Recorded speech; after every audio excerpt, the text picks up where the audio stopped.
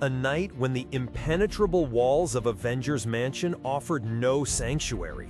A night when Earth's mightiest heroes, usually the Protectors, found themselves victims of a meticulously planned, devastating assault. Inside, the mighty Hercules, an Olympian demigod whose strength rivaled Thor's, was not engaged in a glorious battle with a cosmic threat, but rather was subjected to a horrific, merciless beating. Not by a mad titan or a cosmic entity, but by a quartet of individuals, less famous, less flashy, yet utterly terrifying in their collective fury. This was the infamous Under Siege storyline, a moment that etched the Wrecking Crew into the annals of Marvel history, not as top-tier villains, but as a chilling reminder that raw, coordinated power, even from the B-list, could bring a god to his knees. So, who are these four men capable of such a brutal feat? The Wrecking Crew consists of four individuals: Dirk Garthwaite, the Wrecker, Henry Camp, Piledriver, Ricky Jones, Bulldozer, and Elliot Franklin, Thunderball. On the surface, they might seem like a motley crew of super-strong thugs, but their power isn't merely a byproduct of gamma radiation or advanced technology. Their strength is mystical, granted by an Asgardian Norn Queen, a being of immense cosmic power. The Wrecker, the de facto leader, was initially empowered by a Norn stone, believing it to be merely a magical crowbar. But through a twist of fate and the manipulation of the Norn Queen, this mystical energy was not only bonded to his weapon, but also to his three fellow inmates, Piledriver, Bulldozer, and Thunderball.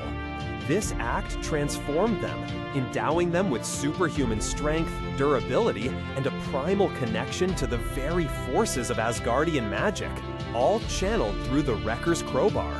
When they are together, their power amplifies, making them far more dangerous as a unit than as individuals. For decades, the Wrecking Crew operated as recurring adversaries, primarily for Thor, but frequently clashing with the Avengers. They were the kind of villains who didn't threaten to destroy the universe, but rather to smash everything in their path, to rob banks, or to simply assert their brute dominance. They were a challenge, certainly, but rarely seen as a major existential threat. This perception, however, was shattered during Under Siege. Baron Zemo, a tactical genius and a relentless foe of the Avengers, assembled an expanded roster of the Masters of Evil. His goal was not merely to defeat the Avengers, but to utterly break them, to dismantle their spirit and reputation. To achieve this, Zemo orchestrated a full-scale assault on Avengers Mansion itself, a place of safety and heroism. And in that terrifying plan, the Wrecking Crew had a crucial and horrifying role. As the Masters of Evil breached the mansion, the Wrecking Crew was tasked with neutralizing Hercules.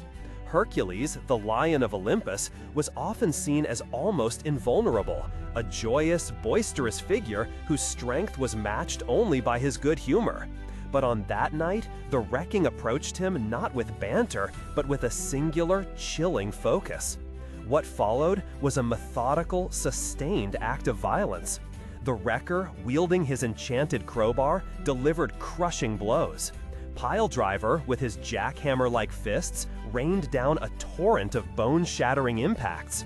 Bulldozer charged with his armored helmet, concussing the demigod again and again.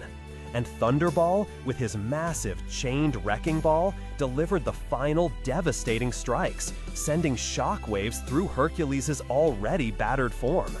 They didn't just fight him, they systematically dismantled him.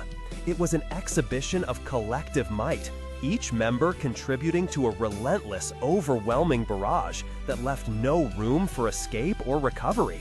The sight of Hercules, battered, broken, and beaten into a near-fatal coma was nothing short of shocking.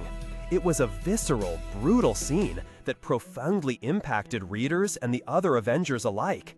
Captain America finding his friend so utterly devastated was an image that spoke volumes about the sheer viciousness of the attack. It wasn't a fair fight, it was an ambush, a calculated act of cruelty, and it revealed a terrifying truth. even Earth's mightiest heroes could be brought down, not just by cosmic threats, but by the focused, unyielding power of a united, ruthless team. This incident irrevocably changed the perception of the Wrecking Crew. They were no longer just a group of strongmen, they were a credible, terrifying threat.